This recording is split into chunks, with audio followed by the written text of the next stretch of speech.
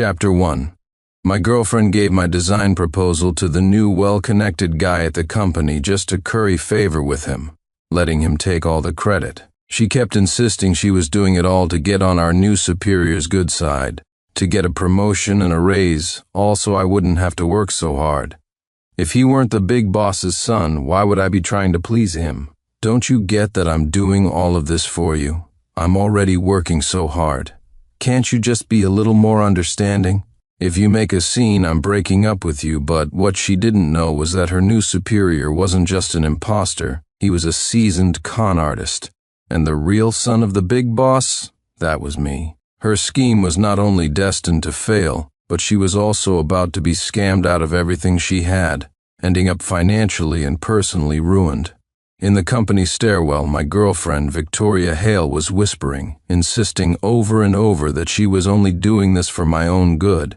I couldn't believe that the woman I had been with for 7 years could say something so shameless, after stealing my design proposal and handing it to someone else. Staring at Victoria, who stood there with such brazen confidence, I was so furious I was at a loss for words. She had already forgotten how many sleepless nights I had poured into that design, how much energy and heart I had invested, only for her to turn around and gift it to Ethan Jones. I had been planning to propose to her as soon as I landed this project, but now a chill had settled deep in my heart. Seeing my silence, she took it as agreement. A smug, gloating expression spread across her face. Sincere, you should feel honored that your design is being used by Ethan Jones, a man with connections. He's the son of the head office's owner. Do you have any idea how many people are dying to get on his good side? You should just be grateful once Ethan is happy. You might even get a promotion and a raise you'll have me to thank for it.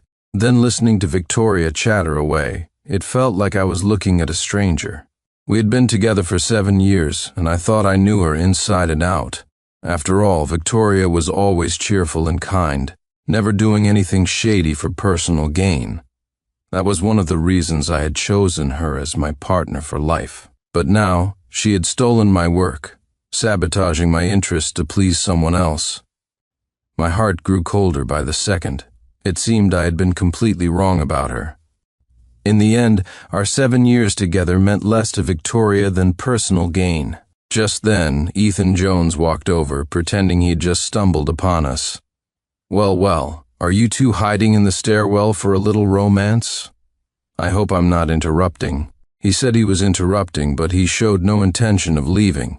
The moment Victoria saw Ethan, her eyes lit up with a bashful glow, and she playfully tapped his arm. Oh, stop talking nonsense, we're here because of your design proposal, aren't we? How strange. I'd never noticed this flirty, coquettish side of Victoria before. Ethan grabbed her hand, a cocky grin on his face. And it's all thanks to you, isn't it? You're my lucky star. The sight of them made me want to puke. Noticing the look on my face, Ethan quickly let go of Victoria's hand. He turned to me with a pleasant smile and offered his hand. Sincere, buddy. My apologies.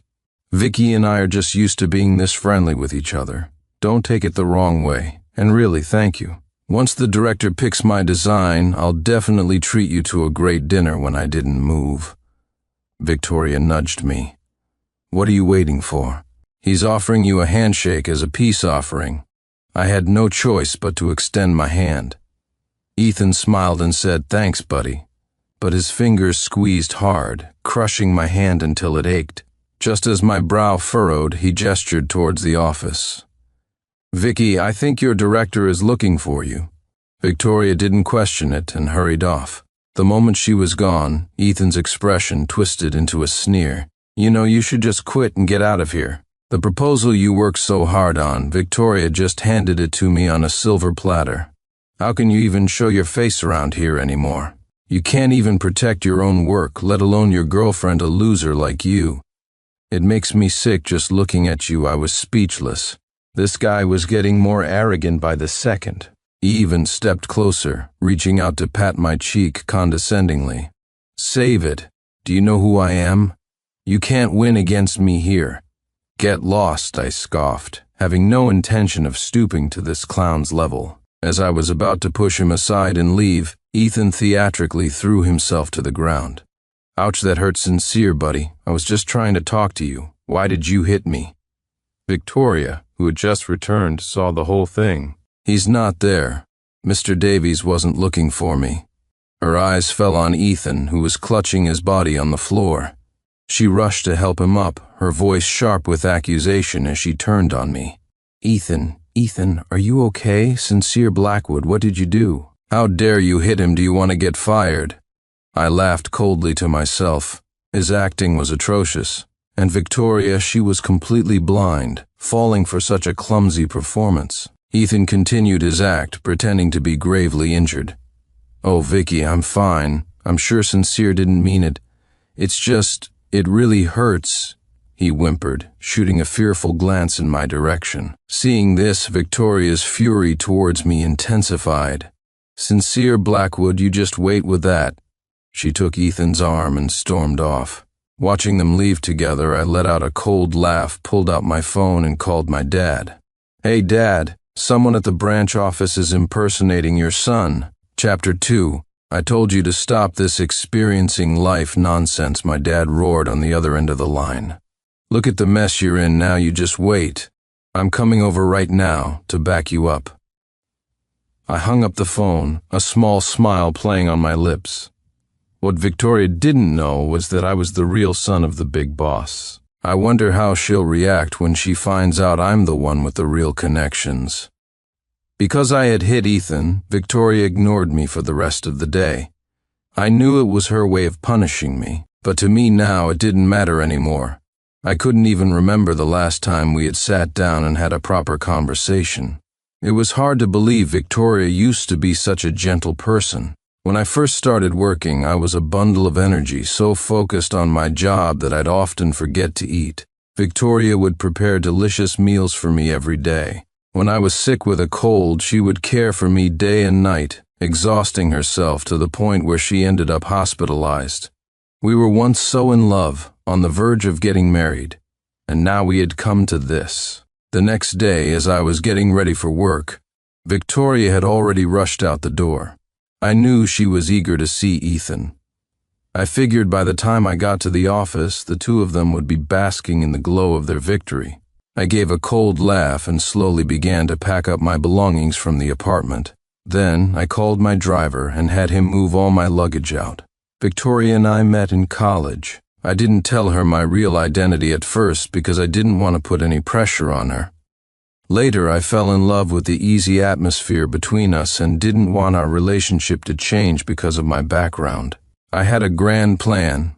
I would give her the most lavish wedding imaginable, and on that day, I would reveal that her husband was the son of a billionaire. I was sure she'd be overjoyed.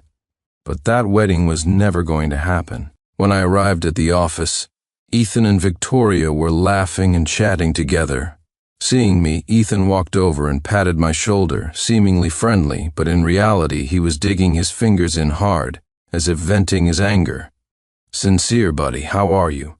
I know you didn't mean to hit me yesterday. You just misunderstood the situation. It's my fault. I shouldn't have come between you and Vicky. Don't worry, I'll get out of your way. He said he was leaving, but he lingered, making no move to go. Victoria clung to Ethan's arm solicitously. Why would you leave? He's always like this. Just ignore him. People like him are just jealous of you before. I might not have understood why Victoria had changed so drastically, but now I saw it clearly. Victoria had always been this selfish and greedy. She only gained psychological satisfaction by belittling others. When we were equals, or when my abilities even surpassed hers, all her tenderness and consideration were reserved for me. Now that Ethan had arrived, claiming to be the son of the head office's big boss, she immediately started sucking up to the powerful while kicking down the weak. I should have noticed the signs sooner. Ever since Ethan joined the company, she had been orbiting him constantly. Many colleagues saw them getting close and privately asked if Victoria and I had broken up. When I told them no, they warned me to be careful and keep a close eye on my girlfriend. At the time, I was completely smitten with Victoria and trusted her implicitly. But as time went on, She and Ethan grew closer, and in places where they thought I couldn't see, they were draped all over each other, with no sense of personal space. She even skipped our anniversary dinner to have a meal with Ethan. This was the same Victoria who used to cherish the little rituals of every holiday, who would start planning our anniversary weeks in advance. That night I called her, and she claimed she was working overtime. But when I went to the office to surprise her, the lights were all off. The place was empty. I went home and waited, only to see Ethan bring her home in the dead of night, the two of them clinging to each other like a couple who would never part. Now, she didn't just forget our anniversary, she forgot my birthday too. It seemed all her attention was now focused on Ethan. I was furious and had fought with her about it several times. But she would always dismiss me with a casual remark, saying I was overreacting and lacked the magnanimity a man should have, never taking my words seriously. Slowly I began to lose hope in her, and now she had given my work to someone else. That was the last straw. I suppose it was fate's way of telling me to give up on her completely. I played along, putting on a simple, honest expression.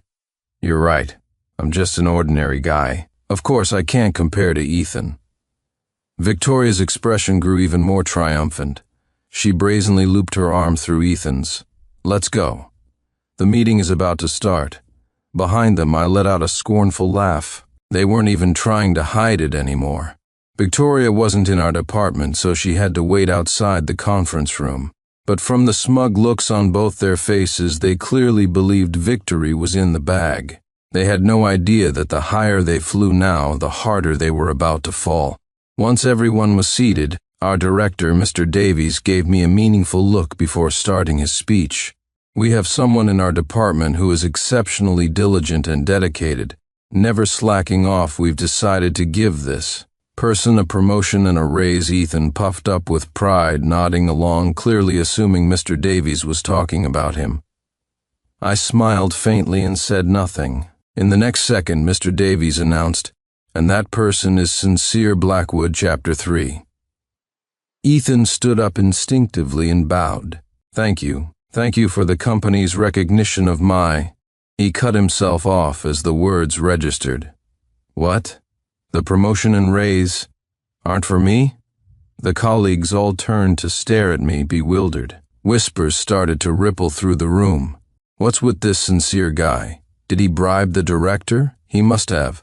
How else would he get a promotion and a raise? Ethan, as if realizing something, turned to me, his eyes welling up with tears, looking pitiful. Sincere, buddy, congratulations. His pathetic act was so conspicuous that I saw Victoria, on the other side of the glass door, jump to her feet and glare at me, her eyes screaming, "What new trouble are you causing now?" Ethan's words only fueled the colleagues' gossip. Sincere stole Ethan's promotion, and he has the nerve to sit there. Exactly. Still playing the innocent victim at a time like this. A few even went to console Ethan. Big E, we've all seen your talent. Don't be too upset. At this point, Mr. Davies looked a little embarrassed. You've all misunderstood. This promotion has nothing to do with the design proposal. The head office simply felt that Sincere has been so dedicated for so many years that it was time he was promoted. I chuckled inwardly. This had to be my old man's doing. He hadn't even arrived yet and was already sending me surprises. Hearing the director's explanation, the crowd grew even more disdainful. You're defending him like this? You must have taken a hefty bribe from him. I watched this scene, a mob turning on one of their own, and couldn't help but sneer. These people had forgotten who had mentored them. From the day they joined the company, I was the one who taught them, step by step. Now to suck up to Ethan, they were treating me like an enemy. Defending him so fiercely they looked like Ethan's personal pack of dogs. Suddenly, as if she'd had a realization, Victoria burst into the room, roaring with fury. "Sincere Blackwood, you are despicable," she stormed over and slapped me across the face. Before anyone could react, the sharp crack echoed through the room. "Apologize to Ethan right now. He's the son of the head office's big boss. If you piss him off, we'll all be in deep trouble." I distinctly saw a flash of guilt on Ethan's face when he heard her say that. Getting slapped for no reason ignited a fire in me. I retaliated, swinging my hand back and slapping her just as hard. Everyone's eyes widened in shock, not expecting me to fight back. Victoria clutched her face and shrieked, "Ah, Sincere Blackwood, you dare hit me fine. You and I are not the same. We're done." We're breaking up. A smile spread across my lips. A breakup? Sounds good to me. It was exactly what I wanted. Chapter 4. Victoria froze, clearly not expecting me to agree so readily. "Sincere Blackwood, you'd better not regret this, I'm telling you. Once we're broken up, don't you come crawling back to me." Ethan then stepped forward, putting on a show of false sincerity. "Hey, don't let this escalate because of me. You can't just throw around the word breakup like that. Don't do something rash on my account." He said that, but his face was lit with a triumphant smirk. It was obvious he couldn't be happier about us breaking up. Hearing Victoria's declaration, the colleagues started chiming in. "Victoria, you should have dumped a guy like him ages ago. Exactly, Big E. Why are you even trying to talk them out of it? Let Victoria escape this misery. I have to hand it to Big E, though. He's so magnanimous, a truly big-hearted man." And just like that, a crowd began to form around Ethan. He wore a satisfied expression, nodding like a leader accepting praise. "You're all good people. It's my honor to work alongside all of you. As for you, Sincere buddy," he said, turning to me, "stop making trouble. Can't we all just get along?" This was getting more and more interesting. I was curious to see just how big of a storm a fake like Ethan could stir up in the company. I feigned intimidation. "Oh, and if I don't want to get along, what are you going to do about it?" Ethan was momentarily speechless. Of course, he didn't know what to do. He wasn't the real deal. Victoria, however, continued her tirade against me. "You can't change where you come from, but character really does make all the difference. Some people, despite being in high positions, are so tolerant and generous. And then there are others who are so pathetically low yet act like deadbeats with no ambition." She turned to address the room, her voice dripping with arrogance. "I'm laying it down right here, right now. Anyone who sides with Sincere Blackwood is an enemy of mine. And being my enemy means being Ethan's enemy, and you all know who Ethan is, right? He's the big boss's son, his actual biological son. If Ethan asks his dad to step in, you'll all face the consequences. Forget being fired. You could be blacklisted from the entire industry." At her words, the colleagues all instinctively shifted closer to her, clearly choosing their side. Seeing this, Victoria became even more smug, tilting her chin up at me. "Sincere Blackwood, if you're willing to apologize properly, I'll forgive you for hitting me just now. Otherwise, when Ethan gets his dad over here, you won't just lose your job, you'll never work in this industry again." I laughed out loud. I couldn't believe Victoria, a grown woman, was resorting to such childish tactics. My laughter only enraged her further. "What are you laughing at? Am I someone you can mock?" She raised her hand again, about to slap me a second time. Having been hit once, I wasn't about to let it happen again. Just as I prepared to move, a powerful voice boomed from the doorway. "Stop!" Everyone turned to look at the entrance and froze in shock. "Oh my God, isn't that the big boss?" "Yes, it is. What's going on?" The man who had just arrived was my father. As a major entrepreneur, my dad was often in the media. His face was etched into the memory of everyone present. I saw it clearly the moment Ethan saw my father. The color drained from his face. He went pale and his body even started to tremble. Victoria saw my dad and paused for a second, then shot me another vicious glare. "See? Speak of the devil. You're in for it now." My father walked straight to my side, put a protective arm around my shoulder, his authoritative presence intimidating the entire room. "I'd like to see who dares to lay a hand on my son." Sincere Blackwood. Victoria stared, dumbfounded, at my father's arm around me. "The big boss, your son. Isn't your son Ethan Jones?" I let out a cold laugh. "Why were you so quick to believe Ethan? He says he's the boss's son, and you just take his word for it?" Victoria staggered back a step, shaking her head in disbelief. "No, impossible. He couldn't have lied to me." I mocked her. Then why don't you look around for him? Victoria whirled around, searching for Ethan. Ethan, come and explain to everyone. But Ethan Jones was nowhere to be seen. Chapter 5. Victoria panicked. Where did he go? He ran. Her face turned ashen, and she collapsed onto the floor, looking utterly helpless. How could this be? It's not possible. Was he a scammer? Then all that money I invested. The rest of the colleagues were equally stunned, and they had every reason to be. I had kept a low profile at the company for years, and since I used my mother's surname, it was natural that no one connected me to the big boss. As for Victoria, her shock, grievance, and fury were even more profound than anyone else's. After all, in our 7 years together, I had always cherished her, treated her like she was made of glass, and never let her suffer the slightest injustice. Just a moment ago, she was probably expecting me to beg her to let me ride Ethan's coattails with her. The room erupted in whispers. So who is the real son of the big boss? Yeah, could it be that the boss has 2 sons? I smiled and walked over to my dad. Dad, you're a little late. I already got slapped. I was done pretending. I understood now that with people like Victoria, constant compromise gets you nowhere. The room was in an uproar. Everyone looked at me with a hint of terror, remembering how they had just sided with the fake Ethan to mock me. I pointed at Victoria. She's the one who hit me. At this point, Victoria was completely lost. I didn't mean to. My father's voice was stern. You must be my son's girlfriend, correct? I helpfully added, ex-girlfriend now. My dad quickly corrected himself. Right, ex-girlfriend. Do you have any idea what kind of life my son has lived for you all these years? He knew you were ambitious, so he never told you his true identity. He even helped you secretly. All these years getting into this company, reaching your current position, even your parents' business dealings. Which one of these things wasn't my son helping you with? Listen here, young lady. Don't be so ungrateful. Pack your things and get out. I won't have someone like you here. And from now on, we won't be helping you anymore. Our company will not be rehiring an employee like you. I knew what my dad meant. He was blacklisting her completely. With our company's vast operations and branches all over the country, if every single one rejected her application, she would be in a very tough spot.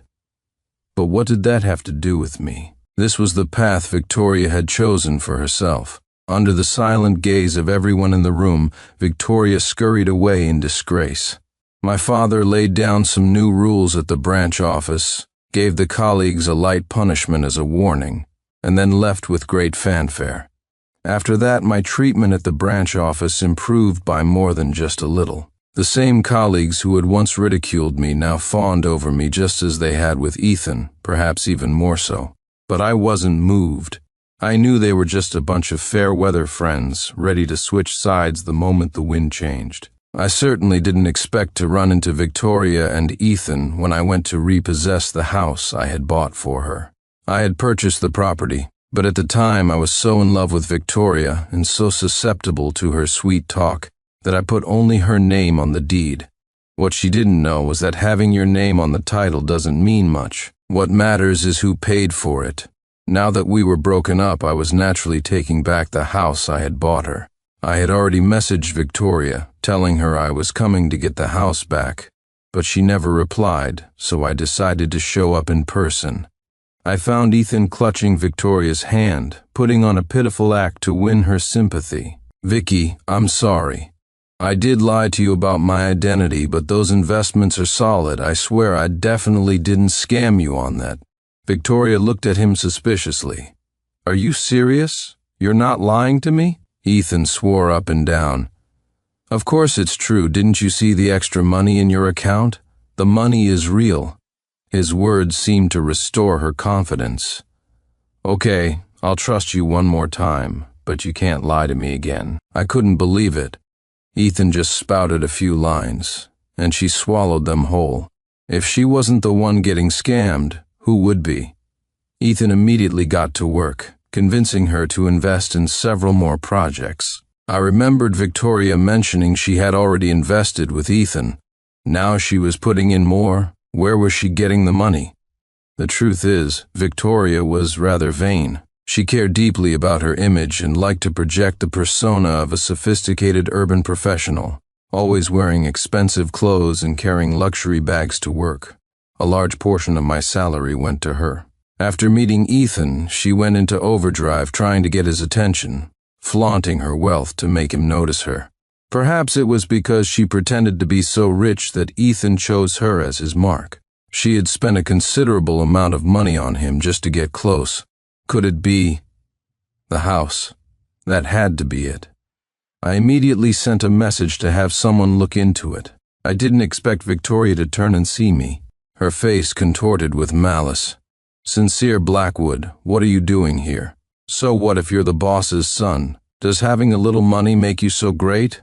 I'm about to have tons of money too, and I'm earning it myself, while you're just a freeloader living off your parents. You're not good enough for me. I'm breaking up with you, I reminded her calmly. We've already broken up. I wasn't going to indulge her. I may have moved out of this house, but that didn't mean I was giving it up. I sent you a message and you didn't reply, so I came in person. Please leave my house. Victoria's face stiffened. What do you mean, your house? This is my house. My name is on the deed. Her guilty expression told me she had definitely seen my message. So, she was trying to squat in my property? I let out a cold laugh. The person who paid for this house was me. I handled all the paperwork. Your name on the deed doesn't seem to count for much, does it? Since we can't seem to agree, I'll just contact my lawyer, get the necessary documents in order, and take back the house. I turned to leave. Just then, a message from Mr. Davies popped up on my phone. I found him. This Ethan is a complete fraud. He faked his credentials to get into our company. He's just a small-time con artist, and Victoria has already used the house as collateral. The money was all invested in Ethan's projects. A playful smile touched my lips. It looked like she was about to lose everything. Chapter 6. A couple of days later, I got a call from Victoria. It seemed the lawyers had already contacted her. She was furious, interrogating me over the phone. That's my house. Why are you taking it back?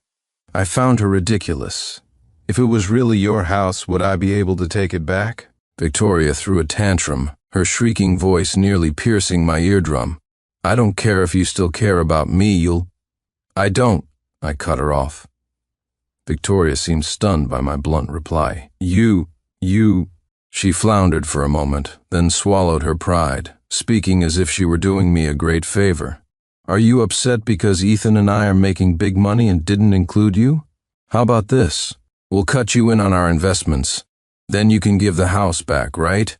I almost died laughing at her audacity. Please, my father is loaded. You think I'm desperate for your investments? Besides, why would I give my house to you? On the other end of the line, Victoria's voice shot up. You're really not going to give it back, are you? No, I answered flatly. Victoria flew into a rage, her tone dripping with contempt. Oh, please. You're just mad that I got close to Ethan and broke up with you. So now your love has turned to hate and you're trying to get revenge. Well, let me tell you, I've already invested in Ethan's project, and he said it's a guaranteed win. I'm about to be rich.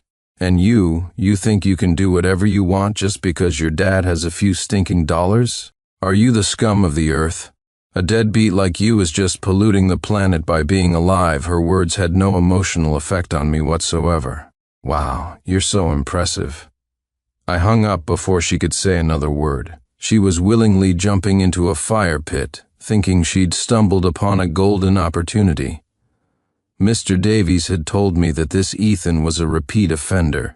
He often posed as a rich heir, gained people's trust, and then lied about having access to highly reliable family investment projects. Once the money was in, it was gone for good.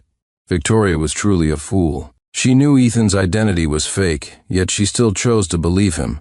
I didn't know whether to pity her or despise her for her selfish greed, but none of that concerned me anymore. I was enjoying my cushy do-nothing job at the branch office. It was fantastic. However, my old man preferred to spend his days fishing and gardening. neglecting his duties, so the responsibility of inspecting the company's operations fell to me. I never expected to run into Victoria and Ethan on my way to the head office. Victoria was pulling Ethan out of a bank. "Ethan, I really owe you one. I wouldn't have made this much money without you." Ethan looked smug, his hands wandering over her disrespectfully. "Oh, this is nothing. As long as you stick with me, I'll help you make even more blinded by what she thought was a sweet romance." Victoria was completely oblivious to Ethan's phony act. She traced circles on his chest with her finger, pressing herself against him. "I've put all my money into your investments. You'd better make sure I get a big return. If I make a lot, I'll make you very happy tonight." Ethan gave her a lecherous smile. "Then I'll definitely make sure you're rolling in it." I had no intention of exposing Ethan's lies. Everyone has to face their own consequences. It looked like Victoria had already given all her money to him. If she ended up getting scammed out of her last penny, she would have no one to blame but herself. Just as I was about to leave, Victoria spotted me and immediately shot me a look of disgust. "What are you doing here? Are you following us?" I looked at her, exasperated. How could she be so arrogant? "I'm just on my way to the office." Victoria sized me up, her eyes filled with disdain. "Tisk, only a person like you would have nothing better to do all day. Let me tell you, Ethan has helped me make a lot of money. Someone like you, who only knows how to mooch off their parents, will probably never understand the joy of earning your own fortune." At this point, Ethan joined in on the ridicule. "You know, Sincere, if you weren't so incompetent, Vicky would never have broken up with you. I think you should go find a job. Even a janitor would be better than being a freeloader." Victoria and Ethan went back and forth, like a comedy duo performing a routine. I started clapping and laughed. "Bravo, bravo, your ability to brag is truly first class." I looked at Victoria, lost in her own smug world, and felt no desire to warn her. In scams like this, they always let you taste a little sweetness first, just to get you to invest everything you have. I simply reminded her again. "Victoria, since you're so good at making money now, remember to give me my house back." For a moment, Victoria was furious. "What's your rush? It's not like I'm not going to return your house. The court gave me time, so why are you hounding me?" I spread my hands and smiled. "I'm just worried you won't have the money to pay me back later." Victoria burst out laughing, as if I'd just told the funniest joke in the world. "Sincere Blackwood, I never realized how hilarious you are." "What do you mean, I won't have the money? You have no idea how much I'm going to make. I have Ethan to guide me, while you have no skills and can only watch us get rich with envy." I didn't want to listen to her boastful nonsense anymore, so I gave a perfunctory reply. Right. I wish you great fortune." But in the next second, Ethan pulled his hand away from Victoria's, looking at his phone with an anxious expression. "Vicky, something came up at home. I have to go." Victoria paused for a moment but didn't think much of it. "What is it? Is it serious? Do you need my help?" Ethan brushed her off. "Don't worry, I'll go check it out." He rushed off in a hurry, but Victoria didn't notice anything unusual. "Go on then. Call me if you need anything." I stood to the side, seeing everything for what it was. Victoria's money was all with Ethan now, and he had already transferred it. If he didn't leave soon, she would realize something was wrong. Victoria turned and saw my smile, and she snorted. "What are you laughing at?" I said lightly. "I'm laughing at how naive you are." Just then her phone rang. She picked it up and looked at the screen. What's happening? My money. Where did all my money go?" Chapter 7. Victoria clutched her head, unable to accept what was happening. No, impossible, Ethan wouldn't cheat me. Suddenly, she looked up, her eyes glaring at me with vicious hatred. "It was you. It must have been you. This is your doing, isn't it?" I was once again speechless. "Victoria, why don't you stop and think about who's been lying to you from the very beginning?" Her heart seemed to turn to ash, and the light in her eyes faded. How could this be? This can't be real. He wouldn't do this to me. We still have... I ignored her, walking past her cold-heartedly and heading back to the office. A couple of days later, Mr. Davies from the branch office called me again. "Mr. Blackwood, just as you predicted, Victoria Hale and Ethan Jones did indeed try to tamper with company funds. Thankfully, you warned us. We were on guard against them, and even after they resigned, we kept a close watch on their accounts. The good news is, what they stole was just a string of virtual code. The company's actual funds are safe." Hearing the relief and excitement in the director's voice, a smile spread across my face. "That's good. Even though they failed to transfer the assets, their actions are still illegal. Prepare to press charges." With Mr. Davies helping at the branch, none of Victoria and Ethan's illegal activities escaped my notice. It was a classic case of insatiable greed. It was one thing for them to swagger around the office when they worked there, but to dare log into their old work accounts to transfer company assets after resigning was another level of audacity. If I hadn't anticipated that those two wouldn't just give up quietly and had prepared countermeasures, they might have wiped out an entire branch by now. On the way to the courthouse, I ran into Victoria. I'd heard that Ethan had already absconded, which meant Victoria was now facing this disaster alone. Her eyes were sharp. She saw me and rushed forward, grabbing me and screaming hysterically. "Sincere Blackwood, why are you doing this to me?" The bodyguards behind me immediately pulled her away, but she continued to struggle. "Sincere Blackwood, do you really have to push it this far? You're the son of a publicly listed company's owner. Do you really care about this little bit of money? Besides, you hid your real identity from me all this time. I never held that against you. I only spent a little of your money. So what right do you have to come after me now?" I let out a cold laugh. "A little money? Since we started dating, I've spent millions on you, if not tens of millions in college. 80% of my allowance was spent on you after we started working. I gave you my entire salary. I even bought you a house. And you call that a little money? As for my identity, you say I never told you, but if you had cared about me even a little, you wouldn't have gone all this time without asking a single question. And besides, you were the one who hooked up with someone else, who cheated first. Why can't I take my money back?" Victoria was silenced for a moment, then she resorted to making a scene. "You can't do this to me. I'm pregnant with your child. Yes, I'm pregnant with your child." I laughed coldly. "Pregnant with my child? What kind of joke is that?" Victoria insisted. "I am pregnant with your child, and you have to take responsibility. Not only do you have to take responsibility, you have to help me pay back all the money, otherwise I'll get rid of your baby." I rejected her outright. "Have you forgotten how long it's been since you and I last slept together?" Victoria froze, unable to say a word. Ever since Ethan arrived, all her attention had been on him. It was obvious whose child was in her belly. The court delivered its verdict on the spot. Victoria and Ethan's actions constituted serious economic crimes, and they were ordered to pay the company corresponding damages. With Ethan having vanished, all the debt fell on Victoria's shoulders alone. I watched as she completely broke down in the courtroom. It made sense. All of Victoria's money had been invested in Ethan's so-called projects. Where would she get the money to pay the damages? She collapsed onto the floor, weeping in despair. What no one expected was that Ethan would be found. Chapter 8. Surprisingly, it was Victoria who helped find Ethan.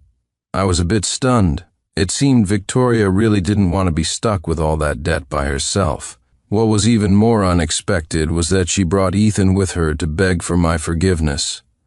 I couldn't believe they hadn't abandoned each other yet.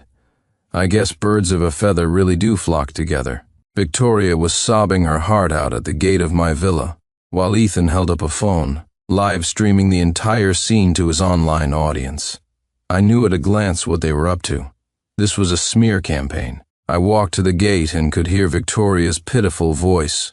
It was all my fault. My boyfriend worked at the company for so many years without a promotion, so I just wanted to suck up to someone with connections to help him. But I never thought that this connection would turn out to be a scammer. Everyone. I've been scammed so badly, and now my boyfriend is breaking up with me, but it's okay. This was my mistake, and I can take responsibility for it. But I truly love my boyfriend, and all I want is his forgiveness." Tears streamed down her face as she looked into the camera.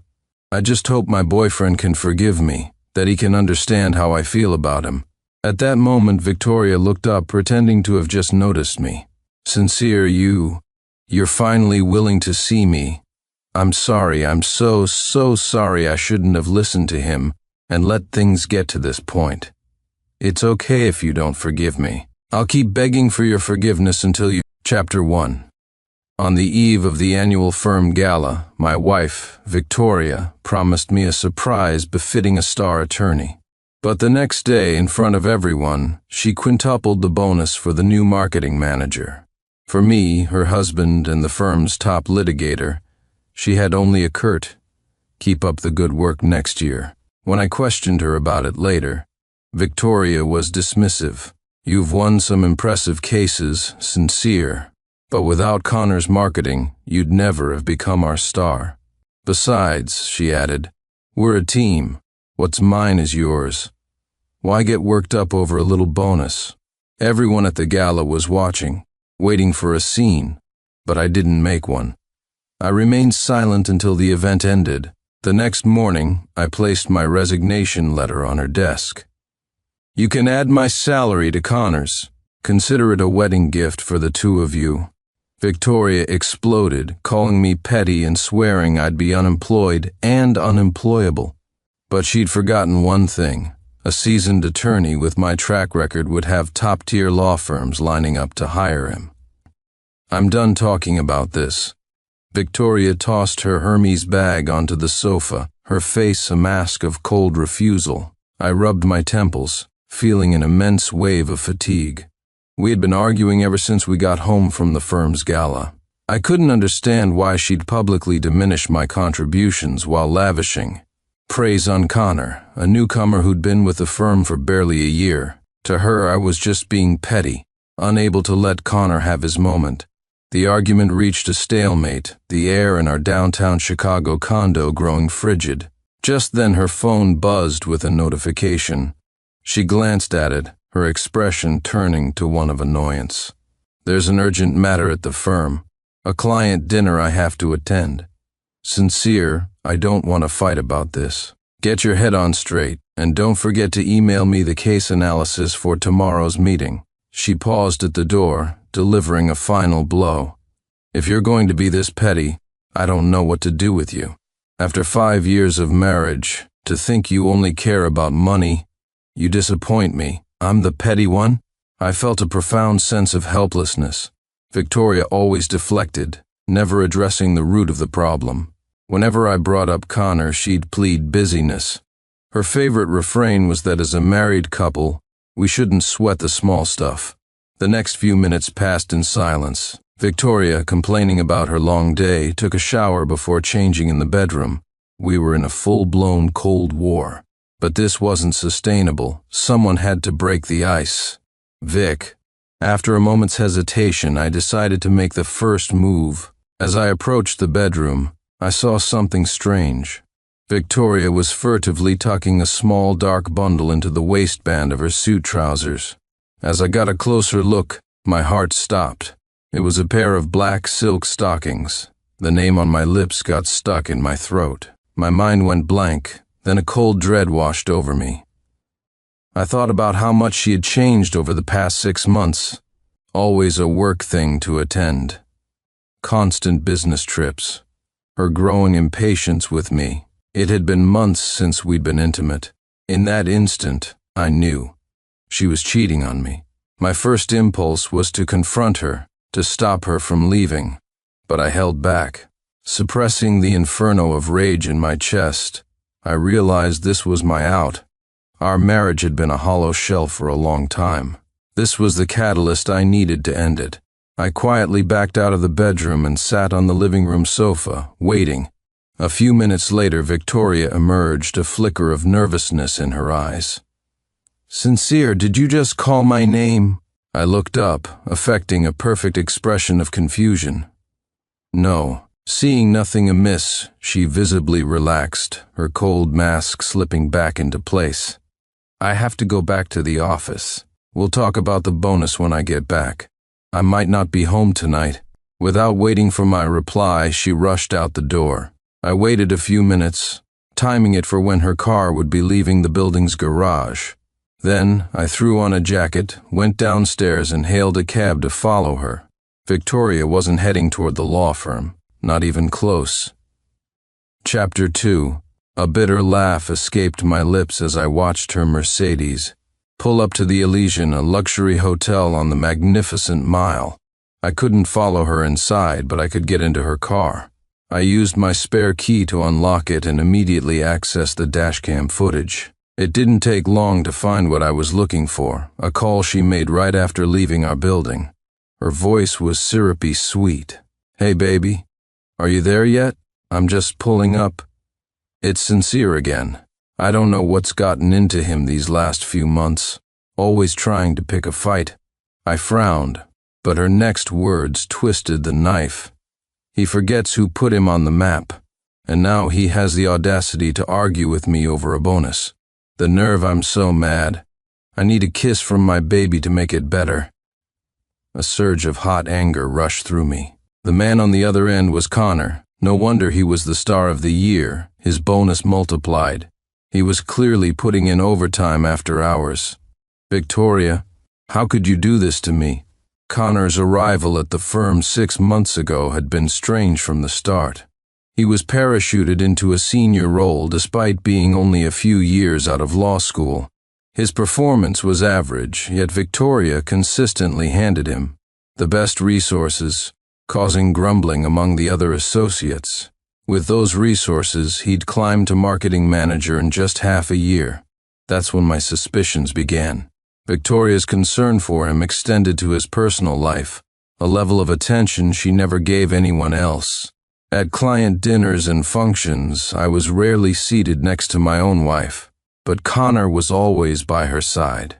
I had protested, of course, but Victoria always brushed it off, saying he was an alumnus from her university and she was just looking out for him.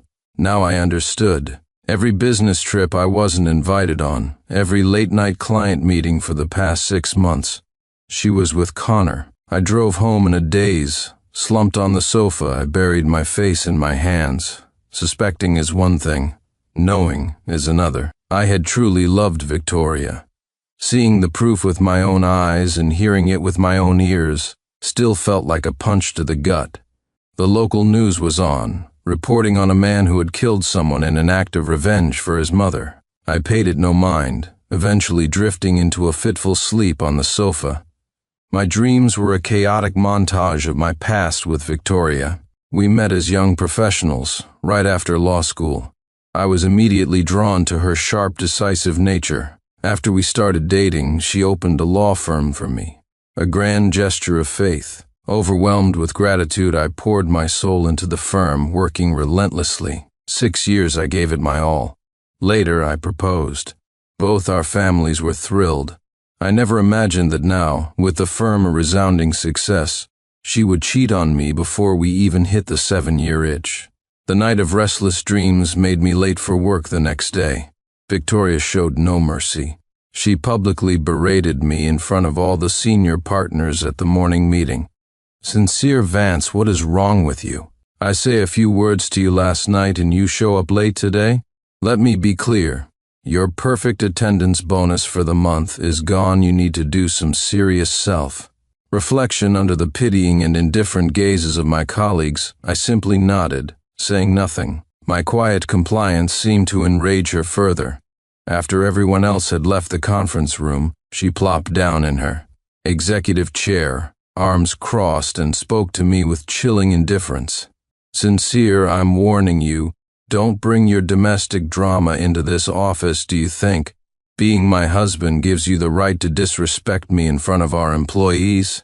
I've always been professional and kept our personal and business lives separate. Professional and separate."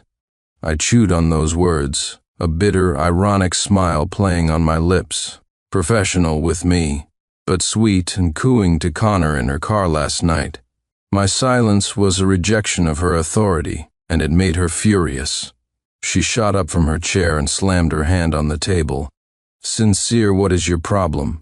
Are you trying to start a rebellion? Ignoring her tirade, I turned and walked out of her office. I went straight down to HR and submitted my resignation. Chapter 3. Mr. Vance, are you sure you want to resign? I'm sure. The HR manager looked at me, utterly bewildered, asking me to reconsider several times. While Victoria and I had never officially announced our marriage at the firm, it was an open secret. The HR manager clearly didn't want to get caught in the middle of our domestic dispute. This is a major decision. I don't have the authority to approve this. Mr. Vance, perhaps you should discuss this with Miss Sterling first, to see what she thinks. My position was a cornerstone of the firm. Procedurally, my resignation did require Victoria's signature. There's no need to ask her. Lisa, just follow standard procedure. My voice was low but firm. This was not an impulsive decision made in anger. The HR manager studied me for a long moment before sighing in defeat. Okay, she said. I'll have the paperwork ready for you to pick up this afternoon. I had just left the HR office when Victoria summoned me to her office again. When I entered, Connor was there too. He gave me a plastic smile. Hey, Sincere, you're here. Perfect timing, Victoria began, making a half-hearted attempt to be magnanimous. You saw the news about that vigilante justice case, right? The man who killed his mother's tormentor? The case has landed with our firm. Connor secured it for us. Sincere, this is a big one. A win here could make you a household name. She was entrusting me with this high-stakes case, defending the killer from last night's news. I had read up on it this morning. Public opinion was already at a fever pitch. Victoria was right, a win would bring fame, but I smelled a rat. This felt like a setup from Connor. A case like this was a poisoned chalice. No matter how you argued it, you'd face backlash. The law is dispassionate, but public morality is emotional. The outcome, good or bad, would tarnish a lawyer's career. It was a no-win situation. Thinking this, I rejected it on the spot. I'm swamped with my current caseload. I can't take on anything new. Assign it to someone else. Victoria's face twisted into a sneer. What's this, Sincere? Getting a little too big for your britches after a few successful years? You're turning down a golden opportunity. What are you thinking? Her words were laced with contempt. Beside her, Connor chimed in with a facade of gentle persuasion. Sincere, this case could be huge for the firm's reputation. You should reconsider. Think about Victoria and the firm's future. Now that the case is here and I worked hard to get it, he continued, someone has to take it. And you're the most qualified person for a case of this magnitude. I frowned, ignoring his attempt at emotional blackmail. Just as I was about to speak, Victoria's phone rang. Hello? Lisa? What is it? Who's resigning? Victoria froze for a second, her expression turning ugly. She hung up and stared at me in disbelief. Sincere, you're resigning? Just because of what I said this morning? She shot to her feet, incandescent with rage. I remained calm. Leaning forward, I braced my hands on her desk and met her gaze, a cold smile on my lips. It's not just a resignation, Victoria. I'm also divorcing you. Chapter 4. Victoria stared into my eyes, completely stunned. Sincere, you're going to divorce me over last night's bonus and a few words this morning? Isn't that a little extreme? How can a grown man be so incredibly petty even as she said it? A flicker of fear made her take an involuntary step back. Seeing my resolve, a flash of glee crossed Connor's face before he masked it with a look of faux remorse. Sincere, man, calm down. Look, I'll give you my bonus money. Don't let this ruin things with Victoria. Divorce is a serious step, not something you decide on a whim. His words only added fuel to the fire. Victoria immediately used him as a weapon against me. You see that, Sincere? Are you proud of yourself? Making a junior employee offer you his money. You've been in this business for years, and you're less mature than he is. Stop acting like a child. Connor's eyes glinted with triumph. But I was unmoved, letting Victoria's insults wash over me. My decision was made. Stop it, Victoria. It's pointless. Resignation and divorce. Nothing you say will change my mind. Her face hardened as she tried to regain control. Fine, Sincere, you're determined to fight me on this, aren't you? All right, I'll give you the bonus from last night. I'll create a new senior partner position for you next year. Is that what you want? Are you satisfied now? I don't want your bonus, and I don't want a promotion. I'll say it one last time, Victoria. I am resigning, and I am divorcing you. My voice rose with anger, and I slammed my hand on the desk, making her flinch. The back and forth had finally exhausted her patience. She stared at me for a long, hard moment, then pointed a trembling finger at the door. Sincere, don't push your luck. Fine, you want to leave? Go, this firm will do just fine without you, don't think for a second. You're irreplaceable. That was exactly what I was waiting to hear. Without another word, I walked out of her office and went to my own to pack up my desk. As word spread that I was clearing out my office, Victoria stormed over, standing in my doorway, breathing heavily, furious that I had actually called her bluff. My colleagues whispered amongst themselves. Is Sincere really leaving? Looks like it. They've been fighting. It started with the bonus last night, and then this morning's meeting. He must have had enough. Aren't they married? Do you think they'll get a divorce? Maybe it's because of Connor. He's always glued to her side. I paused in my packing, a bitter smile touching my lips. Even they could see how inappropriate things were between Victoria and Connor. They had already guessed the outcome, yet Victoria still thought I was just throwing a tantrum. Finally, carrying a cardboard box filled with my personal belongings, I walked out of the firm, past a glaring Victoria, and didn't look back. Back at our condo, I drafted a separation agreement and left it on the coffee table.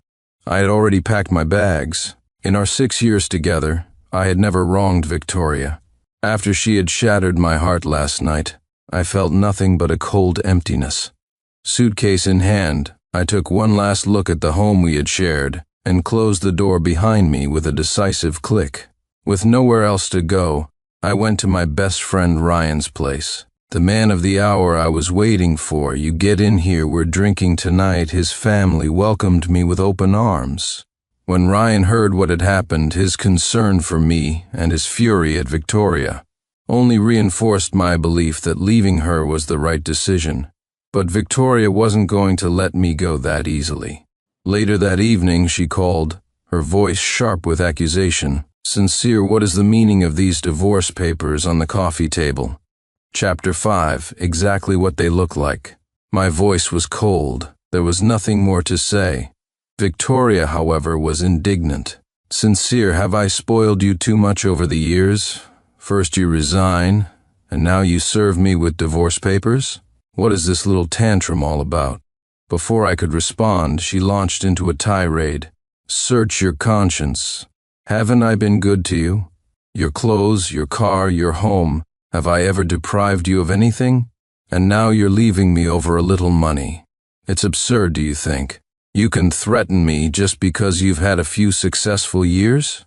Sincere, I'm telling you, you come back now, and I can forgive this little outburst. Otherwise, no. I cut her off, a dull throb starting in my temple. She spoke with such self-righteousness, conveniently forgetting who had worked day and night in the beginning, taking every case, winning every trial to build the firm's reputation from nothing. In our toughest times, when the firm was on the brink of collapse, I was the one who secured funding at one boozy client dinner after another. Yes, she gave me my start, and I was grateful. But the firm's success was a direct result of my labor. I had repaid that debt 100 times over. Now she had forgotten all of that. Victoria, I said, you know exactly why I'm divorcing you. What? She still thought this was about a professional grievance. The absurdity of it made me laugh, a bitter, hollow sound. Victoria, don't pretend you don't know. Let's get this divorce over with and keep what little dignity we have left. Ever since Connor showed up, all those business trips, those late nights you never came. Home, You know exactly what you were doing. Do you need me to name the hotel too? I don't know what you're talking about. A hint of panic entered her voice, but she held firm. She was forgetting I was a lawyer. I wouldn't make an accusation without solid proof. Let's start with the most recent one, then. Last night, the Elysian Hotel, 23rd floor. Need I say more? Or should I also mention how you called him baby on the phone? The line went silent. Victoria was speechless. I sighed, a wave of exhaustion washing over me. Why did I always have to spell everything out for her? Just sign the papers, Victoria. We're done. A long time passed. I thought she was about to hang up when she finally spoke, her voice a strained attempt at composure. Sincere, you've quit your job and now you're getting a divorce. Your future is a mess. You're in your 30s. What top-tier firm is going to hire you? They all want young blood. Right, I scoffed. And you wanted young blood too. You wanted Connor. I hung up. There was no point in continuing the conversation. It was like talking to a brick wall. Ryan, who had been listening from the side, was fuming on my behalf. What is her problem? I never saw this side of her when you got married. How could she change so much? She's gone too far. I spent some time calming my friend down before heading to bed. Late that night, I received a text from Victoria. I'll meet you at the courthouse tomorrow. Chapter 6. Victoria was impeccably dressed when we met outside the Cook County Courthouse. Despite her perfectly applied makeup, I could see the dark circles under her eyes. I didn't care what she'd been through last night. We walked inside without exchanging a word. The process was surprisingly smooth. We signed the final papers, and by that afternoon we were officially divorced. As we walked out, I glanced at Victoria. Her expression wasn't one of relief or disgust as I'd expected. It was one of dazed confusion. I didn't have the energy to wonder why she had suddenly agreed. Maybe her patience had finally run out. Or maybe she had spent the night with Connor and decided this was for the best. Whatever the reason, I was free. As we were leaving, Connor pulled up to the curb to pick her up. He was also dressed in a sharp, tailored suit. An unknowing bystander might have thought they were on their way to get married themselves. Now that the divorce was final, he dropped all pretense, his face alight with smug triumph. You'll regret losing Victoria, Sincere. You'll see. I didn't bother with a reply. Victoria's gaze was a complex, unreadable mix of emotions. She opened her mouth to call out to me, but I just kept walking, never looking back. Mr. Vance? Sincere Vance, is that you? I had only taken a few steps from the courthouse when a man stopped me. He looked familiar. After a moment, I recognized him. It was Walter Wallace. Wallace was the founding partner of Wallace Associates, one of the biggest and most successful law firms in Chicago. He shook my hand warmly, his face beaming.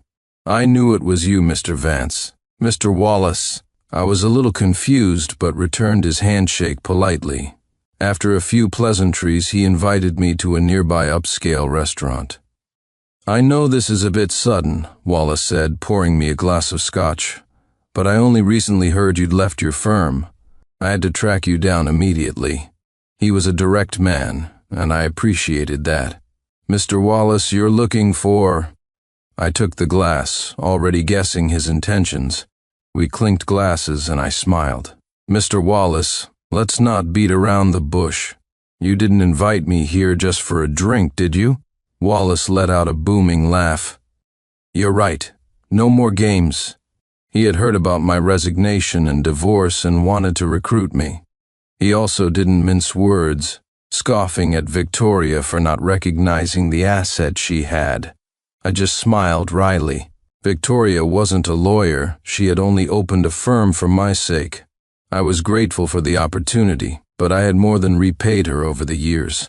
My conscience was clear. With Connor's arrival, Victoria had increasingly seen me as less valuable than him. She had no idea how in demand I was on the open market. In the legal profession, experience is king. I signed a contract with Walter Wallace right there at the table. We agreed on a start date. That same day, I moved out of my friend's house and into a new apartment, beginning a much-needed vacation for myself. My days fell into a comfortable rhythm. I rediscovered old hobbies, freed from the relentless pace of my old life. I finally had time to think about what I truly wanted. My mind and body began to relax. A short while later, I received a call from an unknown local number. I answered, puzzled. It was Victoria. She was silent for a moment before speaking. "Sincere, could you come back and help me with a case? Chapter 7, what?" I frowned, not understanding the purpose of her late-night call. After another long pause, Victoria continued. "Do you remember that vigilante justice case, the one from the day you left? There's been a disaster." As she explained, it all became clear. Connor had taken the case, but due to his inexperience and by-the-book approach, he had botched it spectacularly. The young man he was defending was found guilty and received a harsh sentence. Now, a video of Connor's cold, clinical closing argument had gone viral. The public was outraged by his heartless, legalistic defense, accusing him of being a soulless mercenary. The firm's social media pages were being bombarded with hate. The defendant had filed an appeal and a second trial was imminent. Victoria, desperate to save her firm's reputation and likely having been turned down by every other competent lawyer, had no choice but to call me. "So that's the situation, Sincere. The public outcry is beyond what any PR firm can handle. If you come back, just come back to the firm. We can let bygones be bygones." She said it with an air of entitlement, as if she were doing me a favor. Her plea for help sounded more like a handout. "I refuse." I pinched the bridge of my nose and declined without hesitation. Even now, Victoria thought she was offering me an irresistible deal. The truth was, I no longer cared. Neither her firm nor the salary she could offer held any appeal for me anymore. "I need you to think about this seriously, Sincere," she said, her voice tight with a thinly veiled threat. "I've already spoken with the other top-tier firms in Chicago. Besides me, no one will touch you. Not unless you want to start over in a new city. Are you willing to throw away all the connections and resources you've built here over the years? Don't destroy your own future out of spite." A strange expression crossed my face. "Is that so? You're sure you spoke to all of them?" "Then how do you explain the employment contract I signed with Mr. Wallace last week?" I glanced at the contract on my desk and let out a soft laugh. "Mr. Wallace? Which Mr. Wallace?" Victoria asked, not yet understanding. "Walter Wallace." I said the name that everyone in the Chicago legal community knew, the name of a firm several times larger and more prestigious than hers. Walter Wallace? The realization that I had already found a new position hit her like a ton of bricks. Her voice cracked. I had no desire to waste any more words on her. "Victoria, I'm not helping you. Find someone else to clean up your mess. Your firm is no longer my problem, and neither are you. Don't bother me again." After that, I enjoyed a period of genuine peace. My new job was proceeding smoothly. I won several high-profile cases, and Walter told me that at this rate, a promotion was in the cards for next year.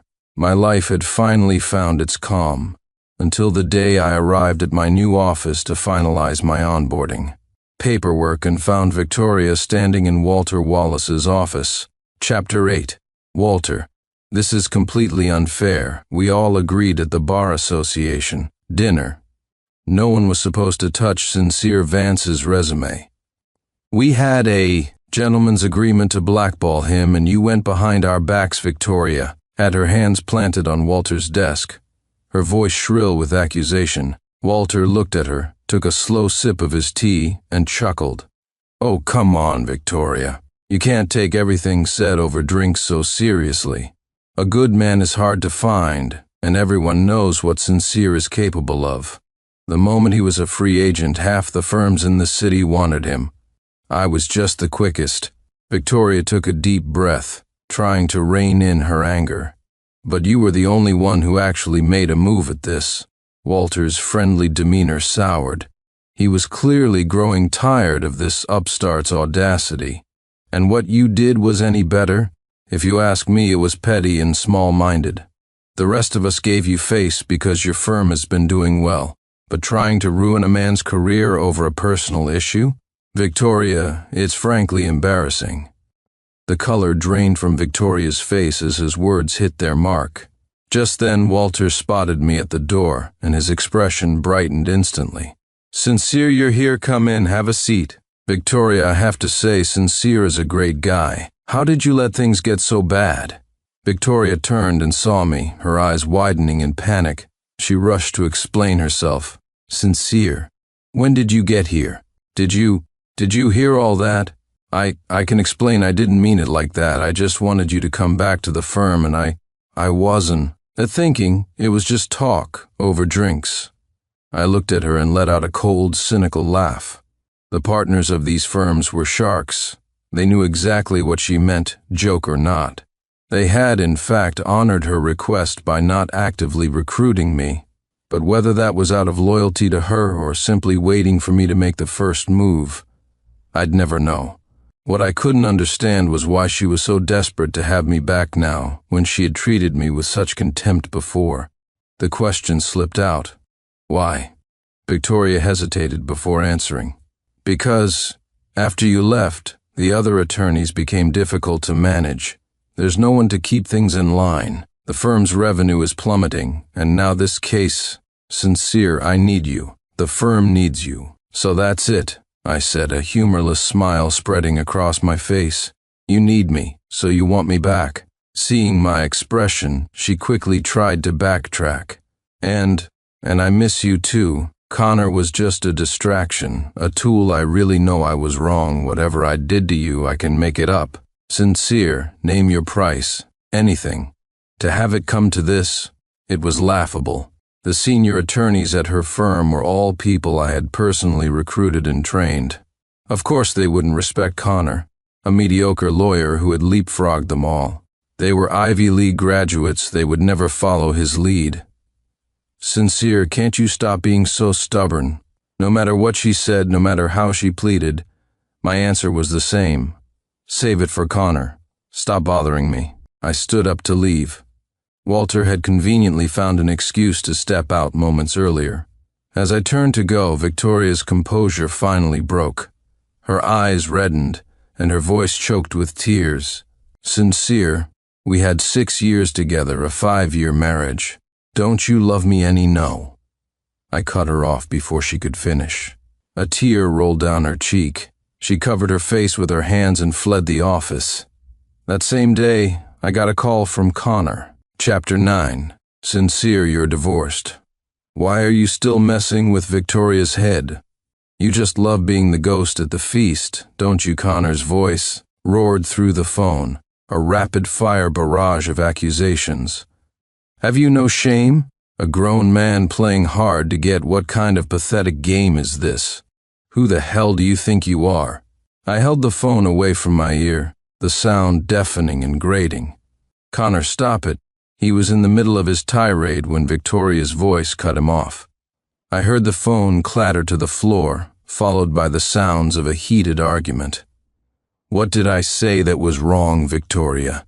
He treats you like this, and you still can't get over him? You're divorced. Connor's shouts were still audible through the receiver. I was stunned that they were fighting over me. This has nothing to do with you. You have no right to even say his name. You know your place. Do your job and stop being so delusional. Victoria's voice was ice cold. Connor was incredulous at his sudden fall from grace. Victoria, you're talking to me like this because of him? You used to tell me how much you couldn't stand him. You said if you ever got tired of me, you'd be with me first. All those things you said. Of course they were lies. Did you actually believe them? Victoria cut him off coldly, disavowing every promise she had ever made. Connor's voice was a howl of disbelief. Then what am I to you? A fling, a boy toy? What else could you be? The argument escalated until it reached a breaking point. Connor stormed out, his final words to Victoria a vow. You will regret this. Victoria was unfazed. A few moments later, she picked up the fallen phone. "Sincere, are you still there? I'm here." I had been listening to their dog-eat-dog fight with a certain grim satisfaction. Victoria, however, thought she still had a chance. "You see, I've cut ties with Connor. I want you to come back. I really am sorry." I listened to the hope in her voice and crushed it without a second thought. "Victoria, how many times do I have to say it? No. We are divorced. I am never coming back. How can you be so cold? What about our 6 years together?" Her voice was thick with sobs, but I felt nothing. "You're sorry too late," I said, my own voice low and emotionless. "The moment you cheated on me, it was over. There was never any coming back from that." With that, I hung up and blocked her number, along with Connor's. I was done. It was time to focus on my work. For a while after that, my new life was orderly and peaceful. I won several more cases, and Walter confirmed that a partnership was on the horizon. My life had finally stabilized, until the day I received a call from the Chicago Police Department. It was about Victoria. She wanted me to be her defense attorney. Chapter 10. Through the police, I learned the full story. After their last fight, Victoria and Connor had not truly broken up. He had come crawling back, and she had taken him in. In the months that followed, Victoria's firm continued its downward spiral. Mismanagement and the mass exodus of her top lawyers had bled it dry. The fallout from Connor's botched case was a snowball effect, plunging her into a deeper abyss. She was under immense pressure, and it showed. She had become a gaunt, haggard version of her former self, and it was during this vulnerable period that Connor chose to betray her again.